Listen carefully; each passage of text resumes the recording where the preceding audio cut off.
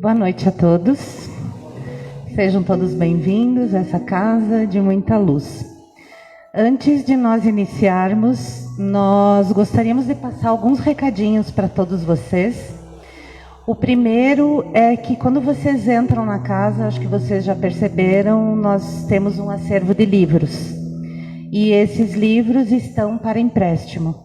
Quem quiser fazer o cadastro, na entrada também existe um papelzinho como esse, que vocês poderão preencher e deixar ali, que o Felipe ou a Luciane, que cuida dessa parte, farão o cadastro. E assim podem retirar, ler, curtir a leitura, a literatura espírita que aqui está. O outro recado que a gente gostaria de falar para vocês é que a nossa casa espírita, ela atende algumas famílias. Desde que nós abrimos a casa, também assim iniciou a pandemia, e nós atendemos algumas famílias que vêm até aqui com doação de roupa, calçado e principalmente alimentos. Então, nós estamos doando cestas básicas. E claro que se vocês puderem nos ajudar de alguma maneira, também será bem-vinda essa doação. Também iremos deixar uma caixinha, se alguém preferir deixar um valor, qualquer valor, né, que possa contribuir, porque no montante a gente consegue ter mais cestas e atender mais famílias. Ok? Então, dando início com a leitura A Cura pela Palavra, de Lauro Trevisan. Liberte-se. Pare um pouco agora e veja quais são as preocupações que estão batendo em sua cabeça. Agora liberte-se de todas elas. Libertar-se como? Criando a solução. Tendo certeza de que Deus, imanamente em você, é a sua solução e sua proteção. Faça a seguinte mentalização. Deus, que está dentro de mim, no meu secreto é a minha força, o meu poder e a minha solução. Deus, imanamente em mim, é a sabedoria infinita, que me guia em todas as situações. Por isso não tenho medo de nada e nem me preocupo mais com nada. Estou liberto. Sinto-me seguro em mim. Daqui para frente, tudo dá certo na minha vida. Entrego a Deus, do meu interior, todas as preocupações e que Ele as resolva. Eu me sinto em paz e tranquilo. Obrigada, agora e sempre. Seguindo esta mensagem, eu gostaria de convidá-los a fechar os nossos olhos, tentar fazer o que essa mensagem nos trouxe, de esquecer um pouco as nossas preocupações, a turbulência da nossa vida diária, as nossas responsabilidades no nosso trabalho, o olhar que a gente despende ao nosso irmão muitas vezes, e o cansaço físico e mental também. Que hoje possamos nos entregar a Deus, que com certeza aqui está, bem como a superioridade, assim como todos os mestres de luz que aqui se encontram. Obrigada, Jesus, por mais um dia, por mais esta chance de reencarnarmos, por mais esta chance de evoluirmos, de fazer a nossa reforma íntima, bem como a chance de poder amar o nosso próximo e ter um olhar carinhoso para ele. Agradecemos por tantas dádivas, por tanto apoio, por tanto amor. E hoje, Pai, temos um único pedido a te fazer: a paz. A paz entre os países, a paz entre os homens. Que assim seja. Com vocês, então, a palestra de hoje com a Elisete Pedotti. Boa palestra. Boa noite a todos. É sempre uma grande alegria estar aqui para a gente conversar um pouquinho sobre a doutrina espírita, para a gente refletir um pouquinho sobre os conhecimentos, sobre os ensinamentos que ela nos traz e que muitas vezes a gente acaba não prestando atenção, não se atendo a algumas coisas.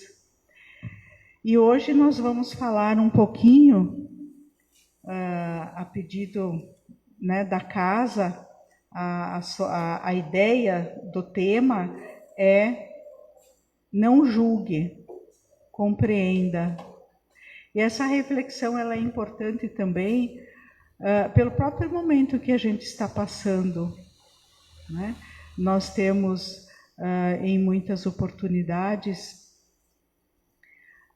julgado, condenado principalmente, né? E esquecemos de exercitar a compreensão, de exercitar a caridade. Então hoje a proposta da casa é que a gente reflita um pouquinho sobre esse assunto. E até hoje de manhã, quando eu entrei no Facebook, todo mundo faz isso, né? O primeiro post que apareceu dizia assim: é 1000 vezes mais fácil alguém que te julgue do que alguém que sente do teu lado e diga, eu te entendo. Né? Aí quando eu vi isso, eu pensei, eu acho que está bem acertado o tema. Né? Se tinha alguma dúvida com relação ao tema escolhido, ficou confirmado. Então, para a gente entrar um pouquinho no clima dessa nossa reflexão, eu vou contar uma pequena história que se chama Lençol Sujo. Né? Talvez algumas pessoas já conheçam.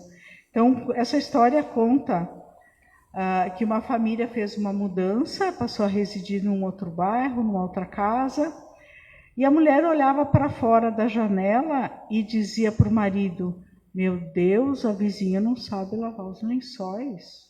Dá uma olhada, o que é isso?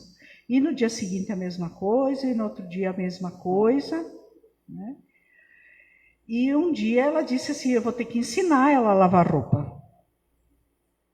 E aí ela estava meia desesperada e foi abrir a janela e a janela estava emperrada. E aí quando ela passou a mão assim, ela começou a ver que a mão estava meia suja. E aí ela pegou um pano e limpou os vidros. E quando ela olhou para fora, os lençóis estavam limpos. Né? O problema era o vidro da janela dela. E a gente faz muito isso. A gente faz muito, a gente vai refletir durante alguns minutos. A gente faz muito isso porque a nossa tendência é perceber os defeitos dos outros e não perceber os nossos. Né?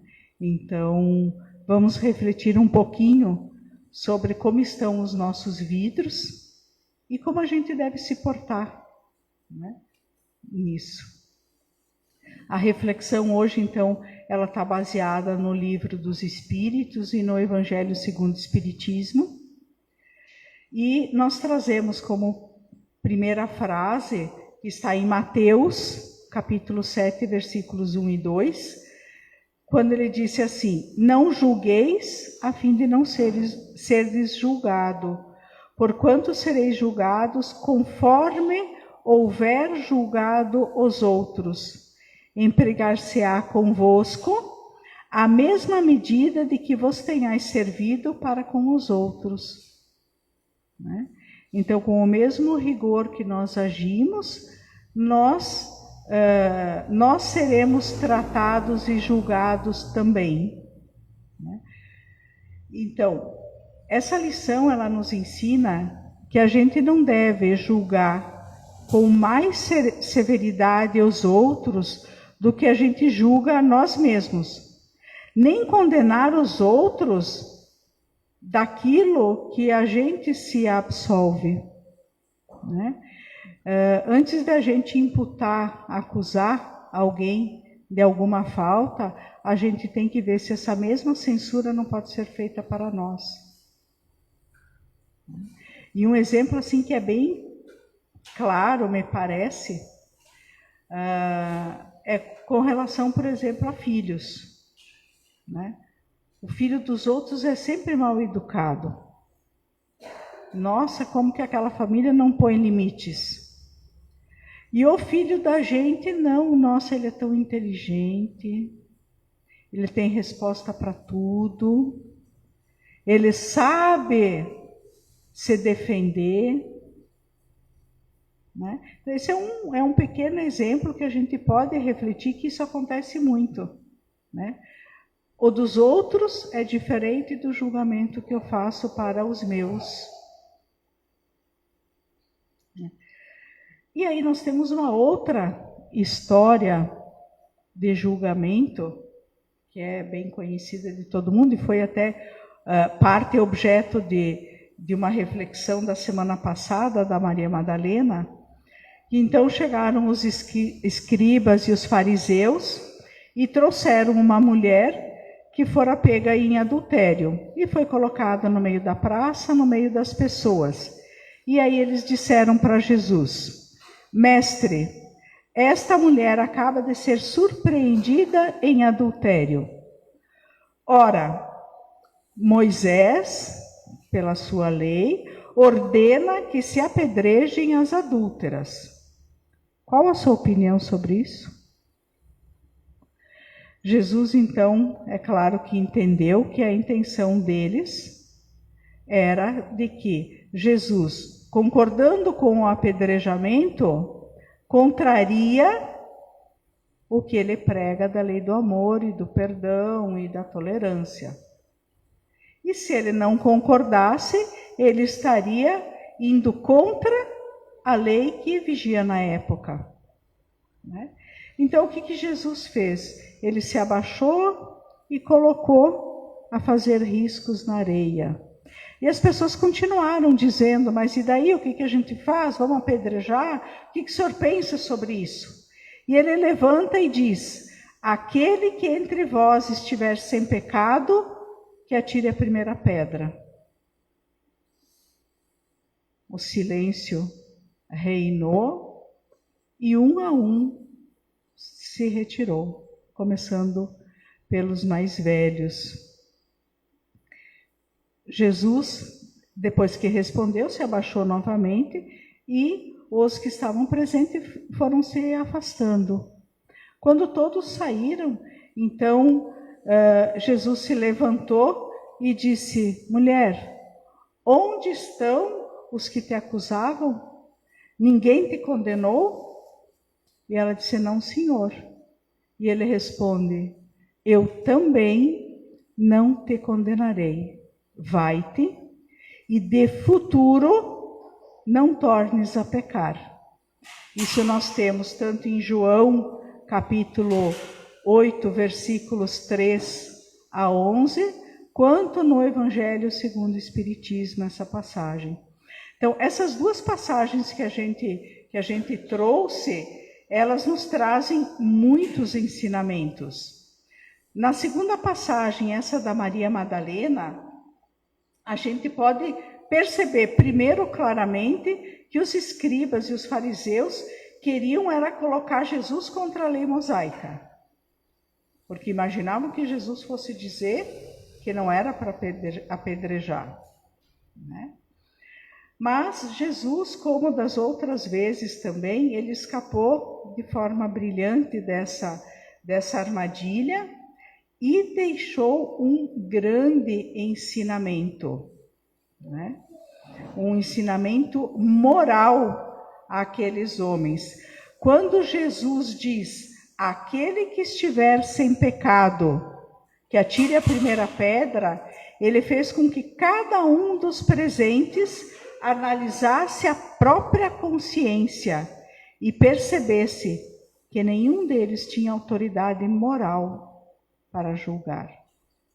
Aliás, naquele lugar, só Jesus tinha autoridade moral e não o fez. Né? Então, o mestre esperou calmamente, porque ele falou, se abaixou e continuou riscando o chão com a maior tranquilidade. Ele esperou calmamente pelo resultado que as suas palavras causariam naqueles corações endurecidos. Né? Jesus era o único naquela circunstância que possuía autoridade moral para julgar. Né? Jesus não julgou, não condenou e também não disse se deveriam apedrejá-la ou não. Né? Jesus apenas aguardou a reflexão que cada um fez quando ele disse: aquele que não tiver pecado, que atire a primeira pedra. E quando todos se retiraram e Jesus ficou sozinho com a mulher, ela ouve dele: vá e não peques mais. Então, quando ele disse, não peques mais, Jesus demonstra o quanto Deus é misericordioso. Né? Pois aquela mulher, assim como todos nós, temos más tendências a vencer, temos defeitos a corrigir, e a misericórdia divina se traduz pela oportunidade que Deus nos dá de corrigir os nossos defeitos. A misericórdia, ela está presente a cada encarnação nossa. Nós fazemos um novo planejamento, nós temos um livro aberto em branco, novamente para que a gente possa ter os nossos aprendizados. Jesus nos mostra também que, como ele, Jesus, todos podemos ser indulgentes e capazes de desculpar os erros dos outros, pois nenhum de nós está apto a julgar, levando-se em consideração a nossa também inferioridade e a nossa caminhada evolutiva que ainda estamos no início, né? Repleta de erros e, portanto, a nossa própria necessidade de indulgência em algum momento da nossa vida. Então, nós somos tão imperfeitos ou mais do que os nossos irmãos que nós julgamos. E não é nós que precisamos ser tolerantes, nós que precisamos ter paciência, né? Ser indulgentes, porque os outros também têm que fazer isso conosco. Os nossos irmãos também têm que ter paciência com a gente, porque nós também erramos, tanto quanto ou até mais. Então, a indulgência que se pede, a bondade, o perdão, ele não é só eu para os outros. De novo eu vou perdoar. Não. Os nossos irmãos nos perdoam e nos toleram todos os dias também. Estamos todos mais ou menos no mesmo nível de desenvolvimento moral e, portanto, precisamos nos compreender, nos tolerar e nos ajudar.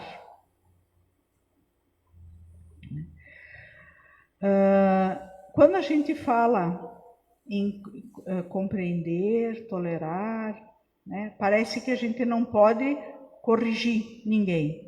A gente não pode reprimir o mal. Pode e deve. né? Ninguém vai passar a mão na cabeça de alguém que comete uma atrocidade, né? Mas o que a gente tem que pensar é que não nos compete o julgamento. A ajuda, sim. É um irmão necessitado de orientação. Jesus nunca falou que não se poderia reprimir o mal. Pelo contrário, a gente tem várias passagens no Evangelho em que ele repreende fariseus, os doutores da lei, ele chama de hipócritas, porque eles falavam uma coisa e agiam de outra forma. Então, nós precisamos sim trabalhar com a diminuição do mal, em corrigir o mal, em ajudar o nosso irmão e não simplesmente condenar. Não, agora não está certo, deixa ele lá que ele se prejudica sozinho. Não, nós podemos ajudar o nosso irmão. Na questão 903 do Livro dos Espíritos, Allan Kardec pergunta: incorre o homem em culpa por estudar os defeitos dos outros, os defeitos alheios? E a resposta dos espíritos é: incorrerá em grande culpa se o fizer para criticar e divulgar, porque será faltar com a caridade. Então, se eu vou ver se alguém está fazendo alguma coisa errada só para poder contar para os outros, isso sim é errado, é uma grande falta. Mas se a gente fizer isso para tirar proveito, para evitar, né, que esse estudo possa ter uma utilidade para o bem, sim, deve ser feito. Não é errado. Importa, porém, não esquecer que a indulgência para com os defeitos de outrem é uma das virtudes contidas na caridade. Antes de a gente censurar as imperfeições dos outros, nós temos que ver se os outros não podem falar a mesma coisa da gente. Tratai, pois, de possuir as qualidades opostas aos defeitos que criticais no vosso semelhante. Então eu vou dizer que alguém é orgulhoso e eu, como estou? Alguém é egoísta e eu, como estou? Né?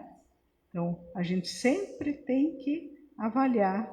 Tem aquela coisa que diz, né, quando a gente aponta um dedo, 3 estão virados para a gente. Então, precisamos sempre observar. Nenhuma palavra fazei por maneira de que não se vos possam aplicar estas palavras de Jesus. Vê o argueiro no olho do teu vizinho e não vê a trave no seu. Né? Então, quando a gente vai falar de alguém, a gente tem que ver se não dá para falar, se as pessoas não podem falar a mesma coisa da gente. Via de regra, a gente vê um cisco no olho do nosso irmão e a gente está com um palito, uma trave no nosso olho e a gente não enxerga.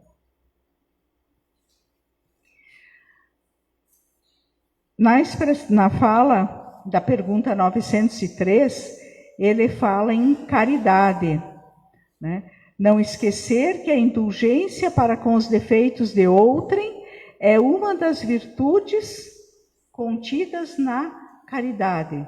E aí Allan Kardec também pergunta aos espíritos qual o verdadeiro sentido da palavra caridade, como entendia Jesus. E os espíritos nos respondem bem pontualmente: bondade para com todos, indulgência para com a imperfeição dos irmãos e perdão, a prática do perdão das ofensas. Né? Então, como é que Jesus entendia a caridade? Bondade, tolerância e perdão. porque nós também precisamos disso, da bondade, da tolerância e do perdão, porque somos também espíritos ainda imperfeitos, com inúmeras imperfeições a serem vencidas. É fácil? A partir de amanhã estaremos todos bondosos, tolerantes e perdoando. Não, não é. Não é. É um exercício diário e minutário. Porque qualquer coisa que acontece a gente já julga. A gente já acha um culpado, né? Então, é um exercício que a gente tem que fazer, a gente vai falar mais sobre como a gente pode começar, né? Mas é um exercício que a gente tem que fazer e que a gente tem que estar atento. A gente precisa estar vigilante e a gente precisa ter disciplina, né? Nós temos que nos determinar e aí cuidar, né? O que nos impede de agirmos com bondade, com tolerância e exercitar o perdão? Via de regra é o orgulho, né? O orgulho é a maior chaga que nos afeta, porque a nossa tendência é sempre, em primeiro lugar, a gente acha que a gente está certo. Quando tem uma discussão, é o outro que começou.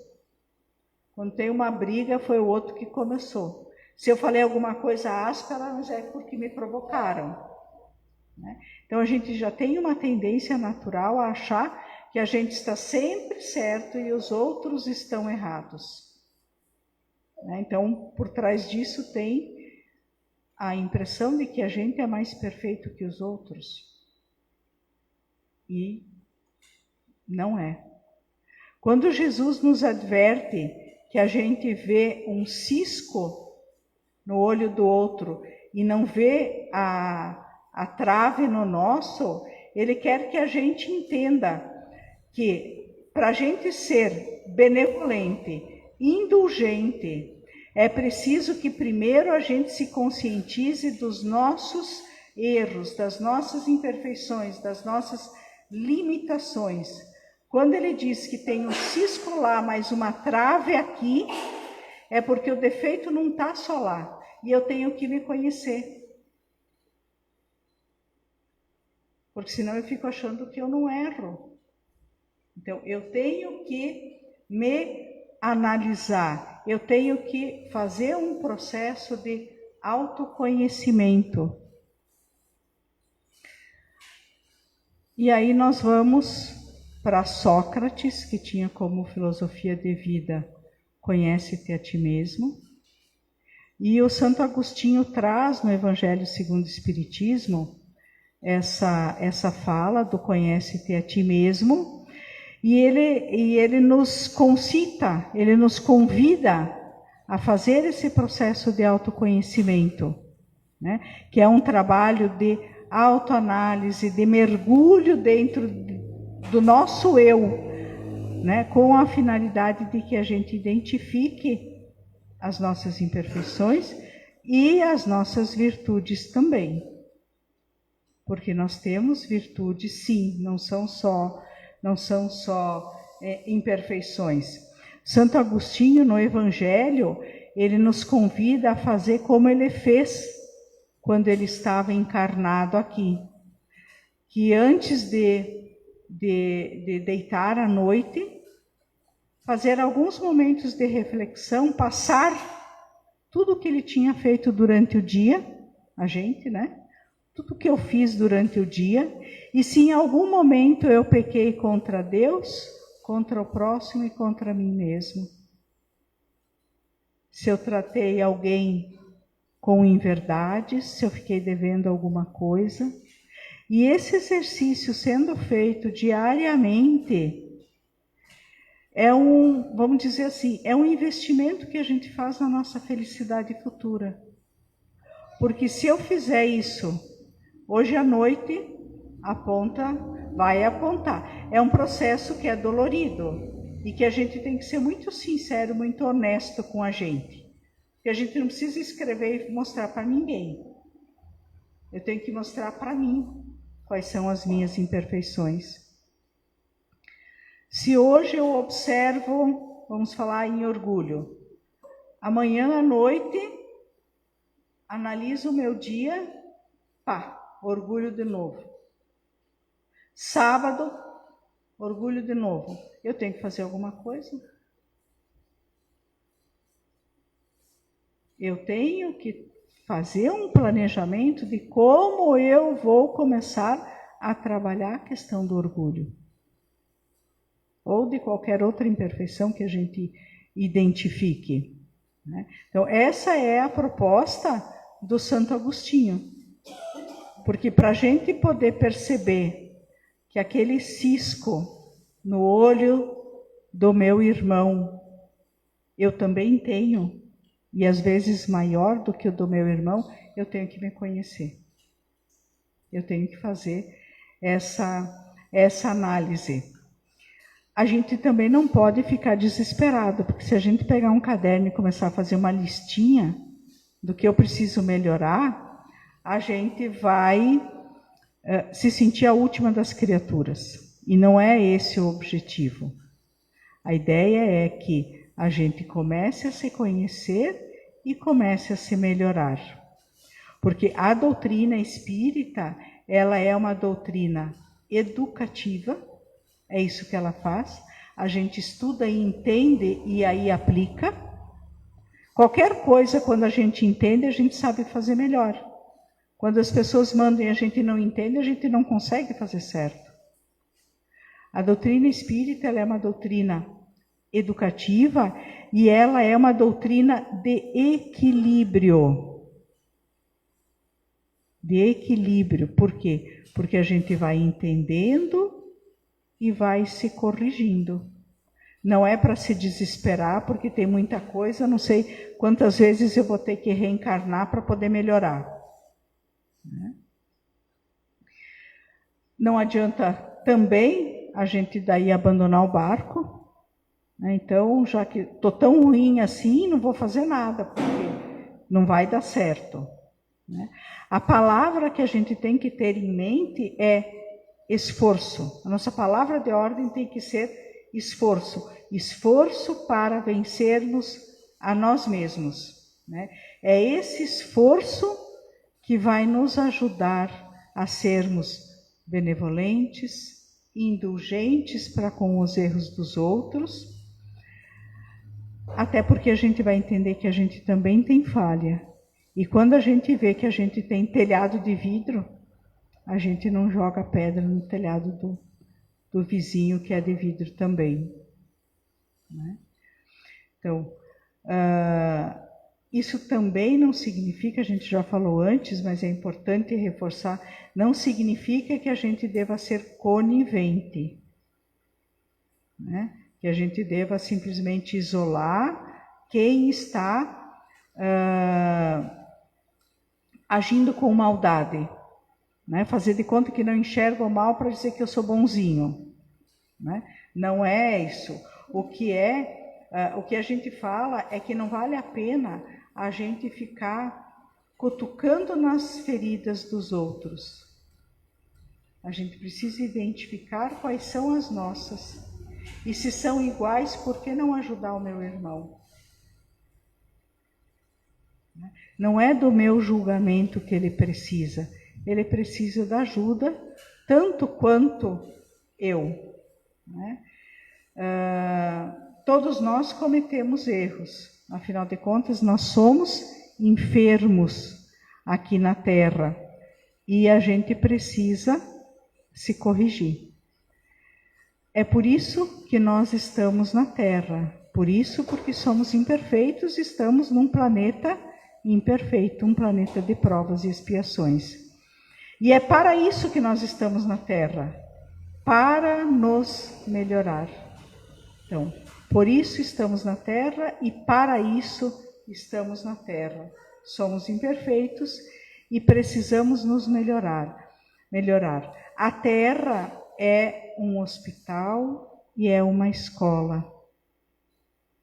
Nós não precisamos de censura, nem de acusação, nem de que nos relacionem quais são as imperfeições que a gente tem. A nossa própria consciência faz isso, né? A lei divina está gravada na nossa consciência e mais cedo ou mais tarde, nesta encarnação ou em outra encarnação, a nossa consciência nos apontará o que nós precisamos ir trabalhando. Então, é muito importante que a gente se coloque na posição do outro. Atualmente a gente fala muito em empatia, né? Então, quando a gente pensa em julgar, a gente poderia tentar colocar aquele sapato e ver aonde que está doendo, né? Se nós estivéssemos passando fome, frio, não tendo um local para morar, não tendo um trabalho para levar alimentos para os nossos filhos, para a nossa família, como será que a gente agiria? Talvez pior do que quem a gente está condenando.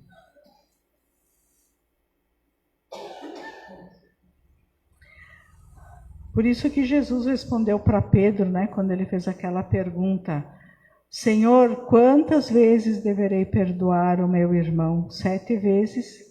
E Jesus diz, 70 vezes 7. Quer dizer, de uma forma ilimitada. É um exercício que nós precisamos fazer. Os Espíritos nos dizem que o perdão é uma ciência indispensável ao equilíbrio, assim como o ar é indispensável à nossa vida material. Meimei nos diz, reforça, né? Nos diz que toda criatura precisa de perdão, assim como precisa do ar. Porque o amor é o sustento da vida. E o perdão anula o ódio. Então, nós precisamos do perdão, né? Por isso é que a gente deve escrever as injúrias sobre a areia e os benefícios sobre o mármore. É importante perdoar para sermos perdoados e nos sentirmos melhor conosco mesmos. Mas tudo isso, a indulgência, a benevolência, o perdão, exigem muito exercício, né? O fato da gente ter refletido hoje sobre isso não vai fazer com que amanhã a gente esteja muito diferente, né? Como é que nós podemos fazer? Como é que nós fazemos esse exercício? Comecemos relevando pequenas indelicadezas, pequenas ofensas, para depois a gente trabalhar o perdão com grandes ofensas. Não vamos colocar como no nosso planejamento, né, uma meta que nos desestimule. Então vamos começar de uma forma vagarosa. Pequenas injúrias, pequenas ofensas, pequenos comentários, né? Vamos relevando. Kardec nos diz que o perdão é próprio das almas elevadas. Nós estamos ainda em crescimento. Então vamos crescendo e aprendendo a fazer o perdão dessa forma. O que é perdoar? Perdoar não é esquecer. Perdoar é quando a lembrança, a gente perdoa quando a lembrança da ofensa não nos machuca mais. Quando a gente não tem mais dentro da gente isso, não tem aquele desejo de vingança. Quando aquele que nos ofendeu precisa de ajuda e a gente vai lá e estende a mão e diz: estou aqui. Isso é perdoar. Esquecer tem que ir para o médico, né? Talvez tomar alguma medicação, porque isso é problema de memória. Né? A gente não vai esquecer uma ofensa, mas aquela ofensa pode não nos machucar mais. E eu posso não querer mais mal àquela pessoa. Porque eu não sei como é que o sapato estava apertando quando a pessoa fez aquilo. Eu não posso fazer esse julgamento. Por que revidar? Por que atirar a primeira pedra se a gente sabe que estamos todos submetidos à lei de ação e reação? Que nunca o culpado sai impune. Né? Então, se houve uma maldade, houve um autor, em determinado momento ele vai fazer a colheita disso que ele plantou. E se eu revidar, o meu revide também vai ter colheita para mim. Né? A lei de ação e reação é para todo mundo. Ele fez o mal, vai ter a consequência do ato. Mas se eu também agir com maldade, eu também vou ter a consequência desse meu ato. Se nós sabemos que existe a lei de ação e reação, e que ela é para todo mundo, que tudo aquilo que nós plantamos, nós colhemos, nós não precisamos nos preocupar com revidar. Né? Porque Deus, na sua justiça e as suas leis justas, o faz. Né? Antes da gente revidar, devemos pensar. Porque normalmente a gente revida no quente da discussão. Né? Vamos pensar antes de aceitar uma provocação, antes de revidar. Vamos lembrar da água do André Luiz, né, no livro Nosso Lar. Enche a boca de água, a água da paz. Né? Enche a boca de água e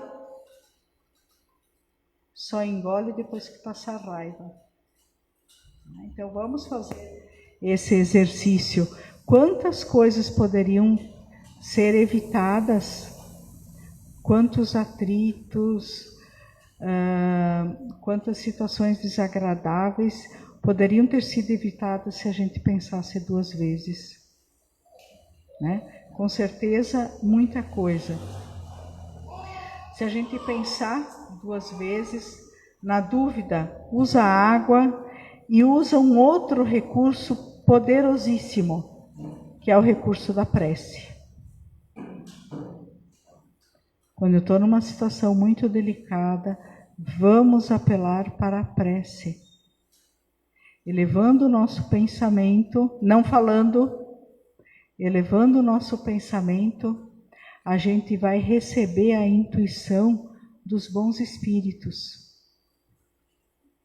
Eles vão nos fortalecer e nos intuir das melhores opções que a gente pode ter. Se a gente continuar naquela coisa de briga, nós seremos intuídos por espíritos de pouca luz, que serão os que estarão próximos da gente pela nossa vibração de pensamento. Então, se num momento de desespero, a gente elevar o pensamento a Deus, pedir ajuda a Jesus, aos bons espíritos, eles vão nos amparar e vão nos acalmar. E calmos a gente vai receber melhores intuições de como agir. Lembrando da recomendação de Jesus: fazei aos outros o que nós gostaríamos que os outros nos fizessem, né? Então, sempre num momento de impaciência, de discussão, vamos lembrar desta reflexão de hoje, vamos lembrar do que Jesus disse: faça para o outro aquilo que você quer que ele faça para ti.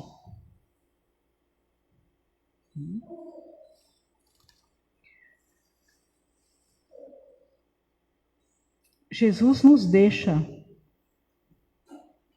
um grande ensinamento, vários, né? Mas um nos minutos finais da sua existência aqui na Terra, quando ele foi pregado numa cruz, ele foi esbofeteado, ele foi cuspido, ele teve que levar a sua própria cruz por uma longa distância, né? E o que ele falou lá no finalzinho?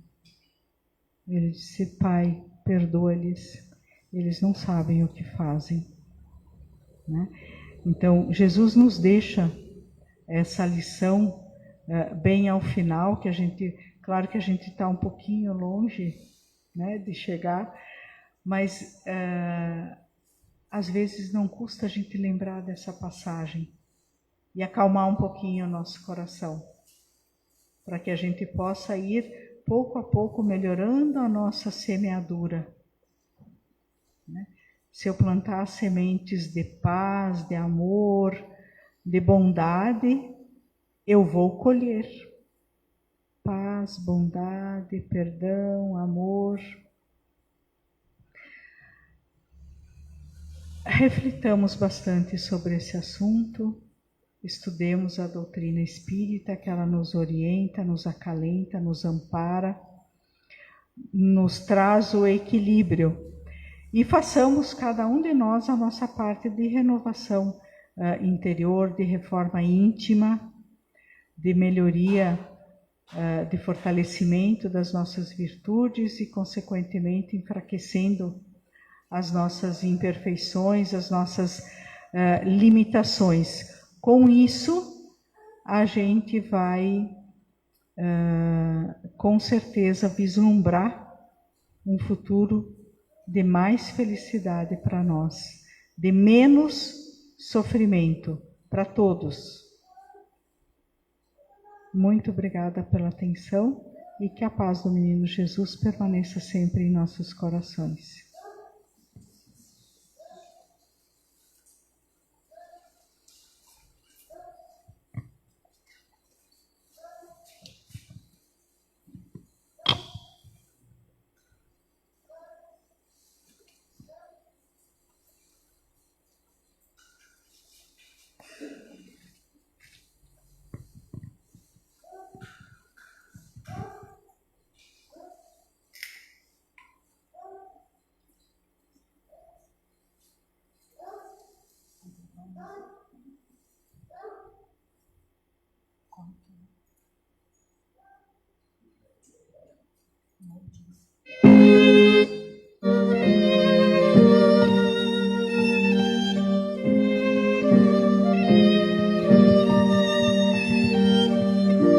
Então agora, ao final dessa bela reflexão, né, que ela, quando a gente voltar para casa, ela possa ficar ressoando em nossas mentes, que possamos pensar sempre no que foi dito hoje.